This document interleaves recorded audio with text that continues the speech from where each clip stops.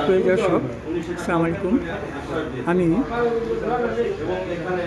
শাসার 24 টিভির পক্ষ থেকে আপনাদের নিয়ে এসেছি দীর্ঘদিন 1.5 দশকের বেশি সময় ধরে অবহেলিত, পড়ে থাকা, পতিত, ধ্বংসপ্রাপ্ত প্রেস ক্লাব শাসার ভবনের সংস্কার কল্পে উপজেলা প্রশাসন, উপজেলা নির্বাহী অফিসার, যোগ্য সুযোগ্য অফিসার জনাব ডাক্তার সাহেব কিছু অর্থ বরাদ্দ দিয়েছেন। আর সেই বরাদ্দের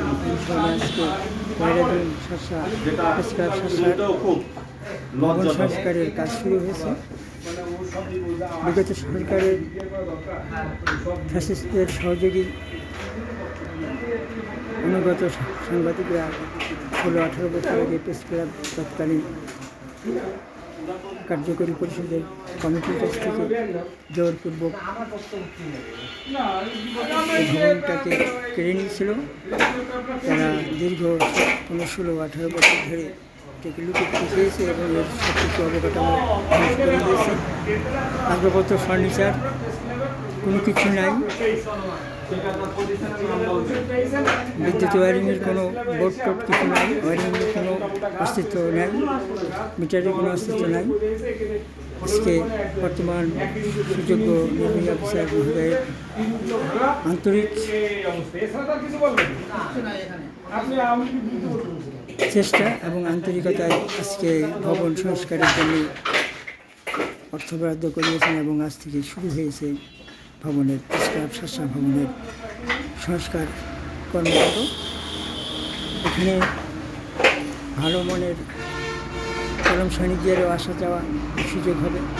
তারা এখানে তালমত নিয়েছে, সবাই এখানে একত্র বসে তাদের পেশাগত কাজ সুন্দর সুদক্ষভাবে করতে পারবে। আর সেই লক্ষ্যে এই প্রেস ক্লাবের সংস্কার, উন্নয়ন এবং ব্যবহার উপযোগী করার জন্য আজকে কর্মকাণ্ড শুরু হলো। এই জন্যে শাসাবাসীর পক্ষ থেকে সাংবাদিক মহলের পক্ষ থেকে আমরা উপজেলা প্রশাসনকে জানাই আন্তরিক ধন্যবাদ, মোবারকবাদ।